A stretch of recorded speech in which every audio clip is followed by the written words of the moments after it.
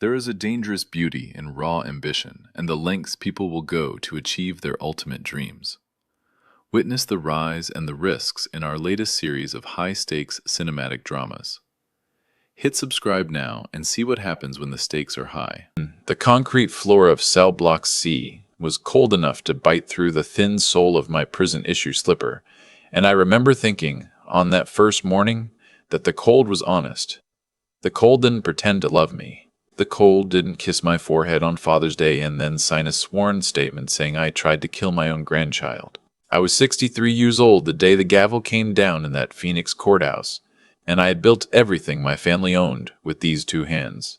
And I learned on that first morning that a man can lose everything he built in 41 minutes of testimony from the son he raised. My name is Walter Hensley.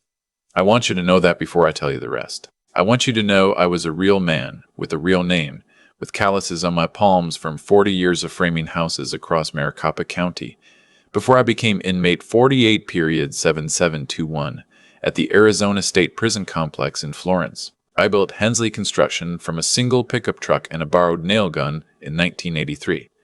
And by the time I was 60, I had 92 employees, a fleet of trucks, and a reputation from Tucson to Flagstaff for finishing jobs on time and on budget. I had a wife named Eleanor, who I buried the winter I turned 58. And I had a son. I had a son named Bradley. That first night in Florence, I lay on a mattress thinner than a hotel towel, and I listened to a man 2 cells down scream in his sleep, and I thought about Bradley's face in the courtroom. He hadn't cried. That was the thing that cut deepest. My boy, 34 years old, standing in a suit I had bought him for his wedding, pointing at me across a courtroom and telling 12 strangers that his father had pushed his pregnant wife down a flight of stairs. He hadn't cried, but his wife had. Oh, she had put on a performance. I'll get to her in a minute. Her name is Caroline, and the devil himself would have taken notes. Tonight is my last night in this cell. Tomorrow morning at 7 a.m., the guard will unlock this door, and I will walk through the sally port, and I will collect the clothes I was wearing 2 years and 3 months ago, and I will step out into the Arizona sunshine a free man, and my son and the woman he married will be waiting at the gate with a bouquet of white lilies and a press release already drafted for the local news, because they think they are getting back the man they broke. They think they are getting back a 70-year-old fool in a borrowed suit, who will weep on camera and forgive them so that the family can finally heal. They are not getting that man. That man died on the second night of his incarceration, somewhere between the second watch and the third, and the man they are getting tomorrow has spent 27 months building something in the dark. I want you to stay with me. I want you to hear how a father comes back from the grave his son dug for him. Tell me where you're listening from tonight. Tell me your town. I want to know who's sitting with me on this last long night. Let me take you back. Let me take you back to the Tuesday evening in April of 2023, when everything I thought I knew about my son came apart in my own kitchen. Bradley and Caroline had been married 4 years by then. She was 31, a paralegal at a firm downtown that handled what she called estate transitions. I disliked her from the first dinner, and I am not too proud to admit that now. Eleanor, God rest her, had liked Caroline fine, but Eleanor had also liked every stray cat that ever wandered into our yard. Caroline had a way of laughing half a second too late at my jokes, and a way of looking at my house, my tools, my company trucks in the driveway, the way a cattle buyer looks at a herd, measuring. Always measuring. They announced the pregnancy at Easter. 14 weeks along, Eleanor's mother's ring on Caroline's finger, and Bradley with that grin he used to have as a boy when he caught a fish. I cried. I'm not ashamed of it. My Eleanor had wanted grandchildren more than she had wanted anything, and she hadn't lived to see one. And here was my boy telling me a baby was coming. I wrote him a check that afternoon for $150,000.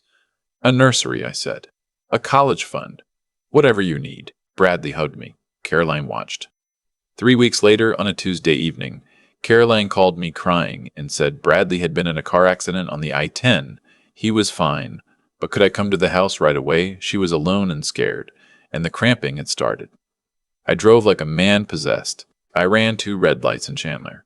When I got to their house in Gilbert, the front door was unlocked and the lights were off.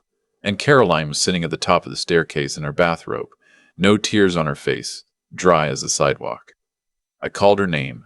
I started up the stairs. And I want you to understand what happened next, because I have replayed it in my head 3,000 times in the cell, and the choreography was perfect.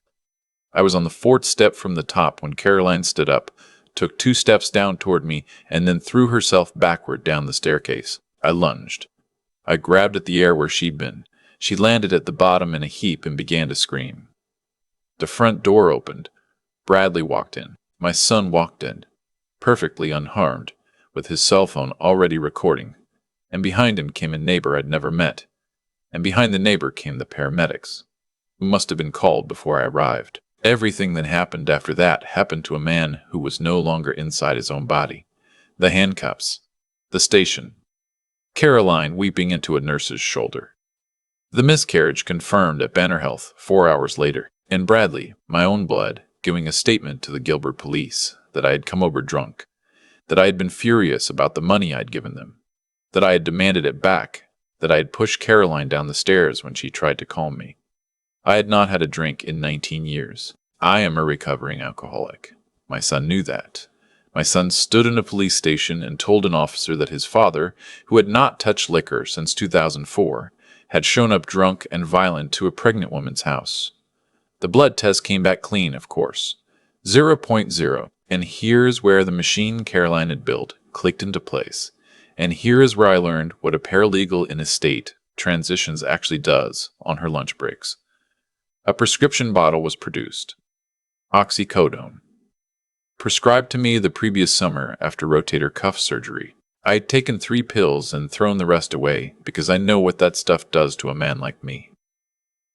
The bottle was found in my truck's center console with my fingerprints on it and 4 pills missing.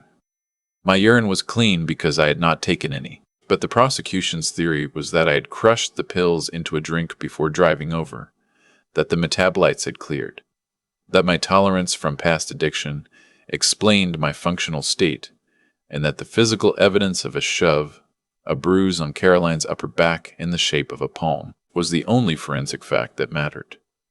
I had a public defender for the first 6 weeks. A kid, 28 years old, drowning in a caseload of 140. By the time I understood what was happening to me, I had already been advised to take a plea.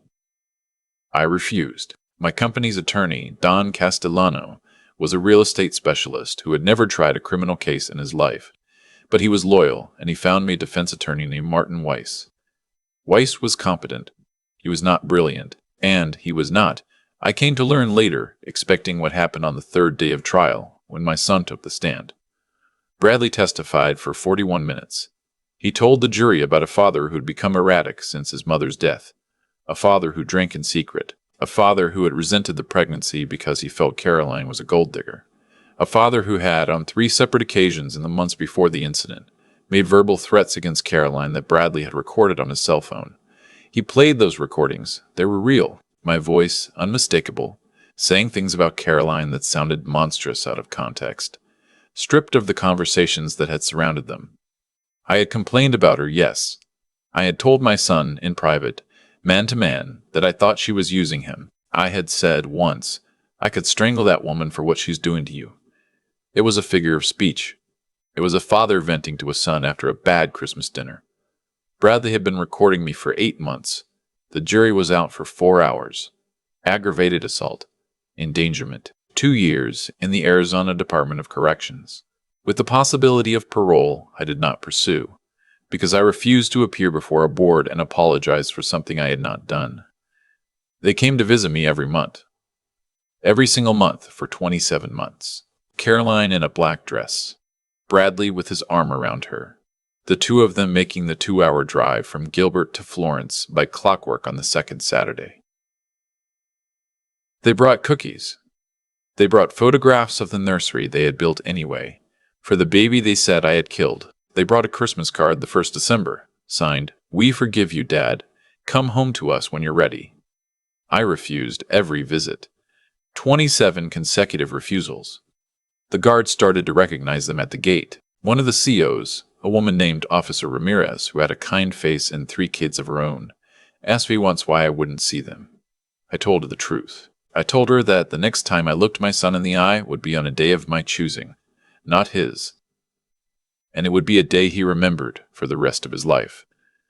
Because here's what my son and his wife did not know. Here is what they could not have known, because they had been too busy filing the paperwork. 3 months into my sentence, my daughter came to see me. I had not mentioned my daughter yet, and that is deliberate, because Bradley and Caroline had forgotten about her too. Her name is Margaret. Maggie. She is my older child, 38 years old, and she is an ER doctor in Seattle. She had moved away at 22, and she had stayed away because Maggie and I had not spoken for 11 years. She had married a man I disapproved of, a musician, a drinker, and I had said things at her wedding rehearsal that a father should never say, and she had walked out of my life and taken her husband with her. Her mother and I had tried to reach her. Eleanor had flown to Seattle twice and been turned away at the door.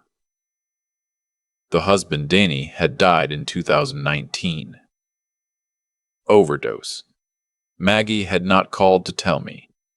I learned about it from a cousin 6 months later, and by then it felt too late to reach out.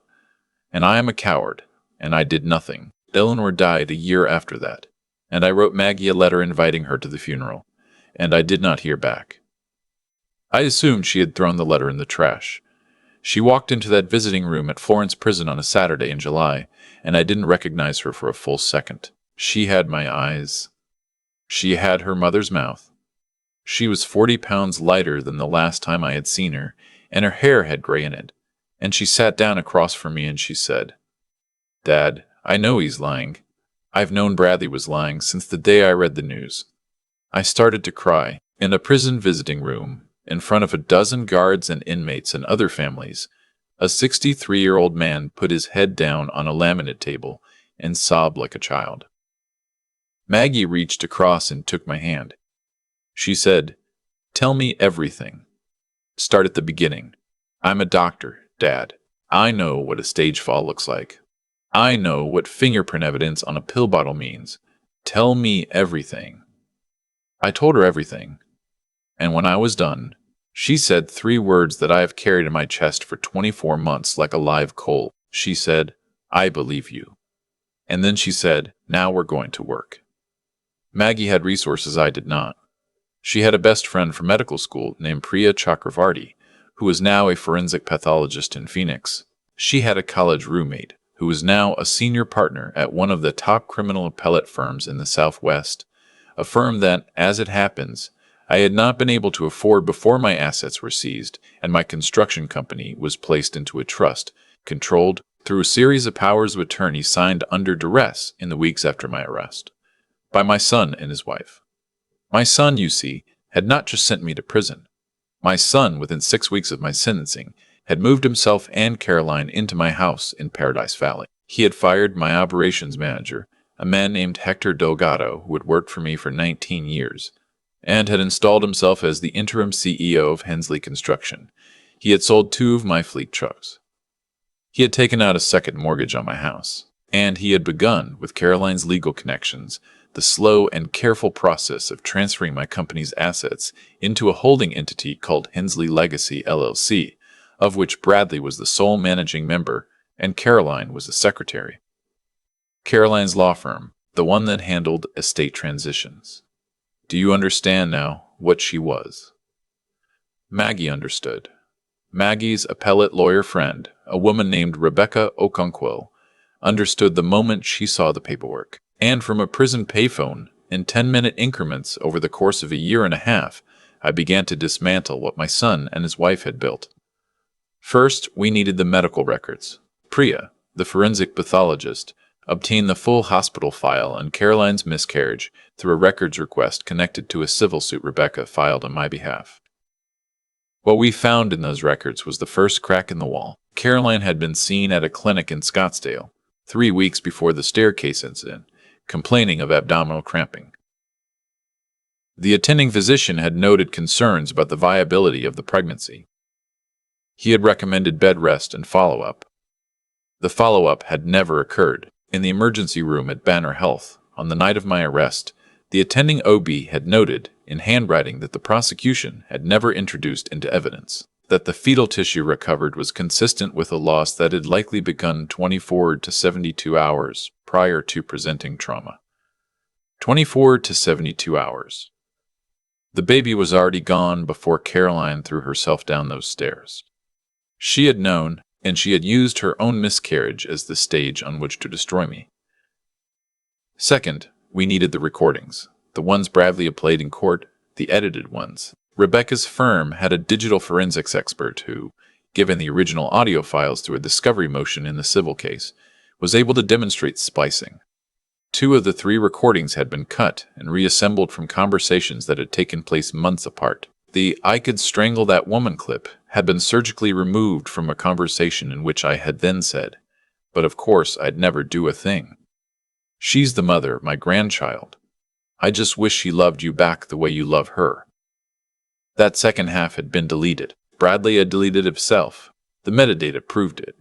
Third, we needed Hector, my old operations manager. Bradley had fired him, but Hector had not gone quietly, and Hector had kept copies of every financial record for the 6 weeks after my arrest, during which he had watched Bradley and Caroline begin to strip the company.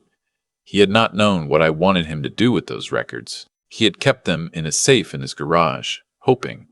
When Rebecca's investigator knocked on his door in the spring of 2024, Hector wept and said, thank God someone finally came."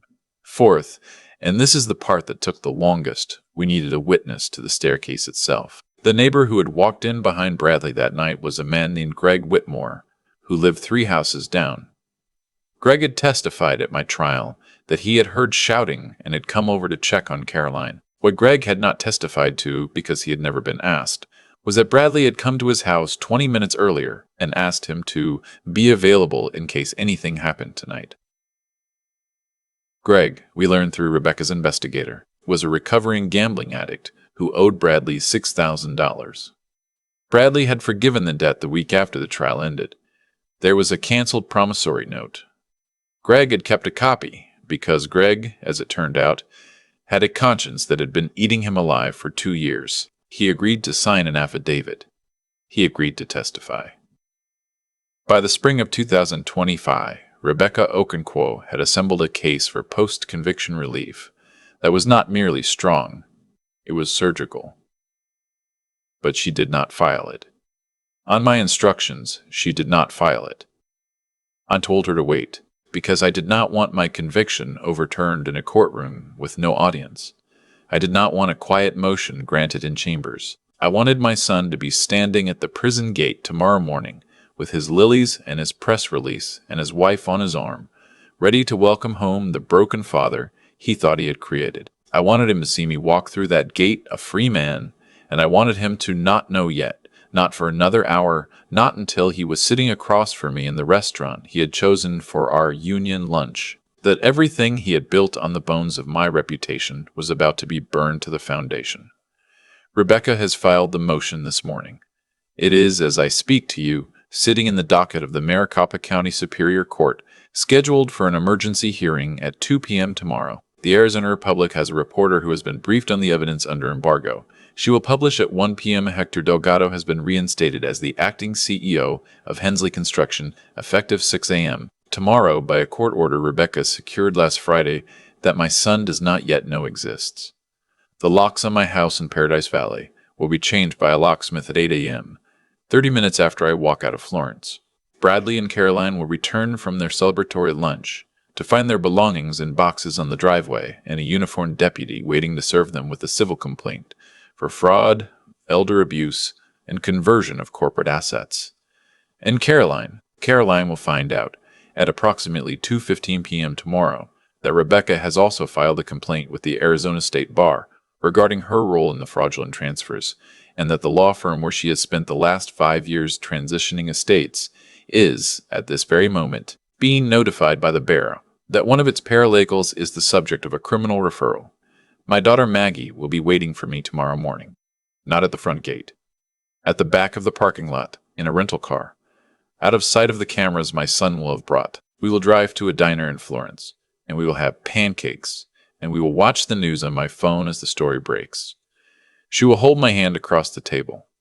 She will tell me about her new practice in Phoenix, which she has relocated to be closer to me. She will tell me that she has forgiven me for the things I said at her rehearsal dinner, and I will tell her that I have forgiven myself for less than she has, and that I have spent 2 years and 3 months learning what a father owes the children who deserve him, as opposed to the ones who only use him.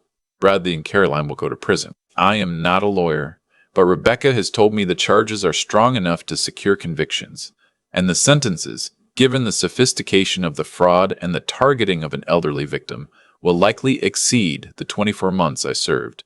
I will not visit them. I will not write them letters. When Bradley's attorney, whoever he manages to hire with whatever assets the court has not frozen, comes to my door to propose a settlement, a plea, a family reconciliation, I will tell him what I should have told my son the first night he brought Caroline home for dinner. I will tell him that love is not a currency you can steal from a man and spend in front of him, and that a father's forgiveness is not infinite, and that a child who mistakes his father's kindness for weakness will one day learn the difference, and that the lesson will cost him everything. My company, once the dust settles, will go into a family trust. Maggie will be the principal beneficiary. Hector will retain his position and receive a substantial equity stake, because Hector kept the faith when my own son did not. A portion of the trust will fund a scholarship at Arizona State in Eleanor's name for first-generation college students studying the trades. I have been writing the scholarship description in my head for 6 months. My wife would have liked it. Bradley will inherit nothing. Not a dollar. Not a nail. The will I signed in 2019, the one he and Caroline believed was still in effect, was revoked by a document Rebecca prepared and I signed, witnessed by the prison chaplain and a notary in October of last year. My son has been the managing member of a company he does not own, living in a house that has been in the process of being taken from him for 14 months, married to a woman whose professional license is about to be the least of her problems. The guard just walked past my cell. 6 hours until morning. I can see the first hint of light in the high window above the yard, the blue-gray that comes before the sun crests the mountains east of Florence. And I am thinking about the sound my boots will make tomorrow on the asphalt outside this place. And I am thinking about Mackie's hand across a diner table, and I am thinking about my son's face the moment he realizes what is happening to him. I will not smile tomorrow. I have promised myself I will not smile. A man who has been wronged and has responded in measure does not gloat. He does not perform.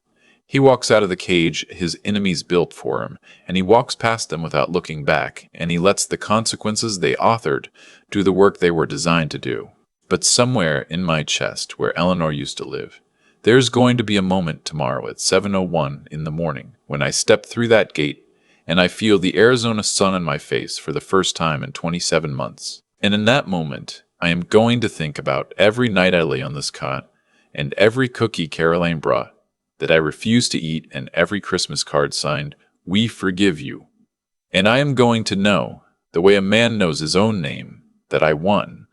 Not because I was cruel, not because I was cunning, because I was patient, and because I was right. And because when my daughter said, "I believe you," in a visiting room in July of 2023, she lit a fire that my son and his wife spent 2 years trying to pretend did not exist. The sun is coming up. They do not know yet. They are drinking coffee in my kitchen, in the house that was mine and will be mine again by noon, and they are rehearsing the speech they are going to make at the prison gate, and they have no idea. They have no idea what is walking out of this place tomorrow. I hope you have stayed with me this long. I hope you have heard the whole story, and I hope, wherever you are tonight, whether you are in Tucson or Tallahassee, or a little town I have never heard of, you will tell me where you were when you listened to an old man in a cell in Florence, Arizona, count down the final hours before he walked out into the light and gave his son back, with interest, every lie that boy ever told about him. Leave your city in the comments. I want to know who was with me tonight. I want to know who was with me tonight. I want to know who stood at the gate with Walter Hensley on the morning he came home. The guard is coming. It's time.